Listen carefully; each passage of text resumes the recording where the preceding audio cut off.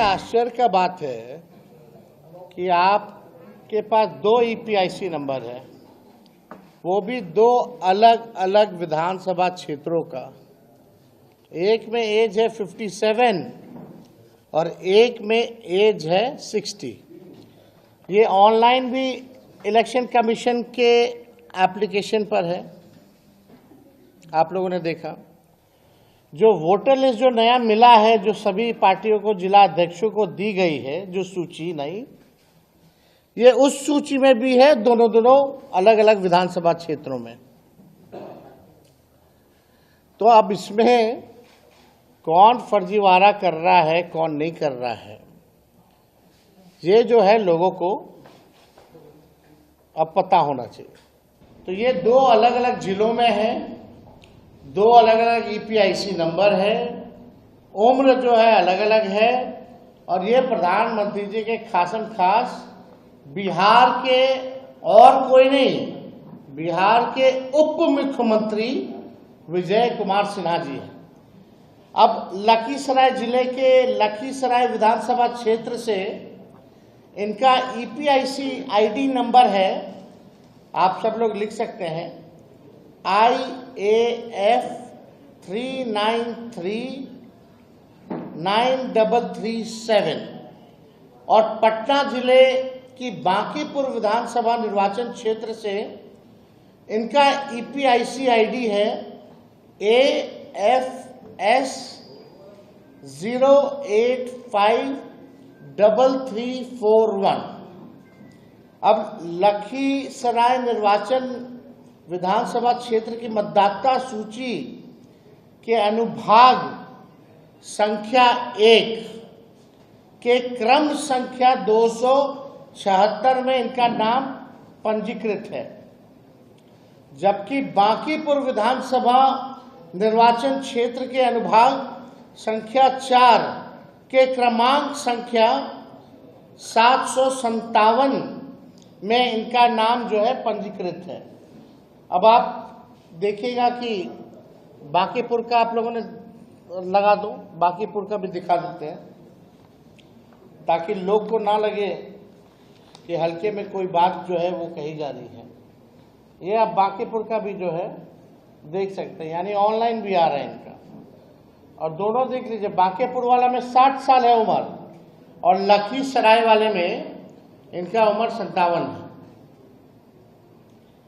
यानी बांकीपुर विधानसभा निर्वाचन क्षेत्र में पुरानी मतदाता सूची जो जनवरी में प्रकाशित है, उसमें अनुभाग संख्या 4 के क्रमांक संख्या 815 में इनका नाम पंजीकृत है। इनका चुनावी हलफनामा दिखाओ भाई। इनका चुनावी हलफनामे में भी बांकीपुर विधानसभा निर्वाचन क्षेत्र के क्रमांक का ही जिक्र है। जूम करो, अब नीचे देखिएगा तो बांकीपुर का ही जो है इसका जिक्र किया गया है। इन्होंने 2 अलग अलग विधानसभा क्षेत्रों में 2 अलग अलग गणना पत्र भरे होंगे। मान लीजिए जो इलेक्शन कमीशन का बीएलओ तो जाता होगा, यानी लखीसराय में भी इनके पास बीएलओ गया होगा, तो इन्होंने हस्ताक्षर किए होंगे, और बांकीपुर में भी बीएलओ गया होगा तो ये हस्ताक्षर किए होंगे, तभी ना आया है।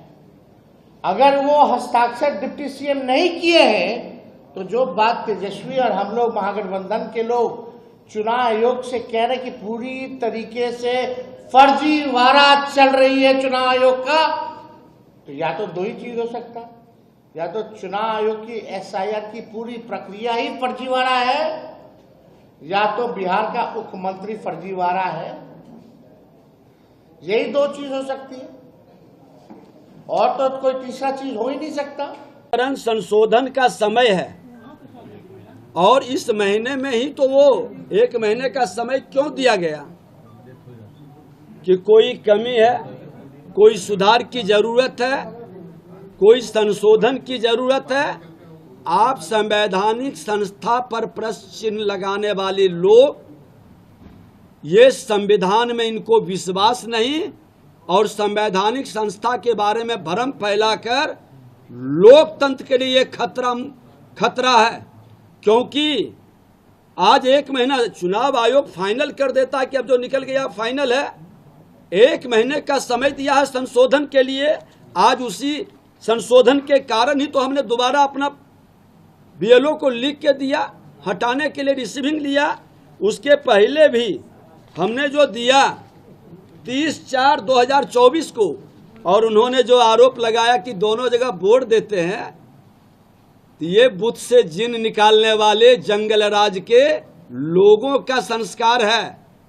भारतीय जनता पार्टी ये खेल नहीं खेलता है, वह लोकतंत्र का प्रहरी है और लोकतंत्र के हित में काम करता है। संवैधानिक संस्था का सम्मान भी करते हैं। अगर जो कोई कमी और खामी भी है तो हम लोग उसमें मददगार बनते हैं। संविधान और संवैधानिक संस्था का अपमान नहीं करते हैं। और संवैधानिक पद पर बैठा व्यक्ति निश्चित तौर पर संविधान के हित में संवैधानिक संस्था का सम्मान करे, ये आग्रह है।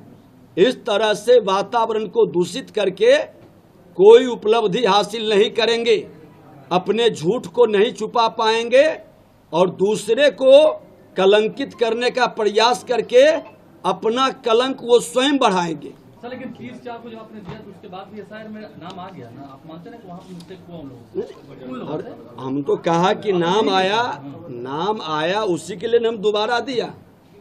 संशोधन हो रहा है, आज संशोधन में कई लोगों को नाम देखिए कट रहा है, कई नाम हट रहा है। आपका फॉर्म सर 2 जगह कोई ना कोई फॉर्म भरा गया तभी तो नाम आया सर। मैं बता दिया कि ऑलरेडी 2 जगह फॉर्म नहीं, मेरा 1 जगह फॉर्म भराया और मैं दोनों जगह का, ये नहीं कि वहाँ नाम, दोनों जगह के मेरे पास रिसीविंग है। आपने दिया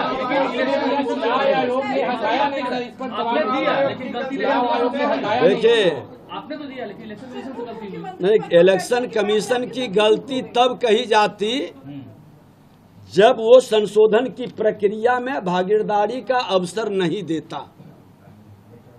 अभी फाइनल रोल प्रकाशन कहाँ हुआ है?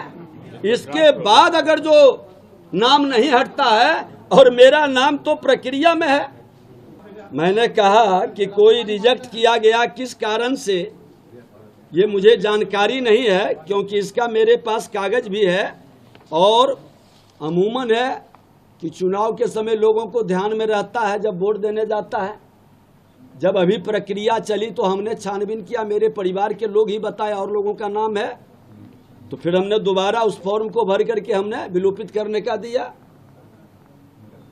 और ये प्रक्रिया सतत चलती है, हर चुनाव के पहले ये प्रक्रिया होती है, संशोधन होता है। और विजय सिन्हा न उम्र का घोटाला करता है, न संवैधानिक संस्था का अपमान करता है।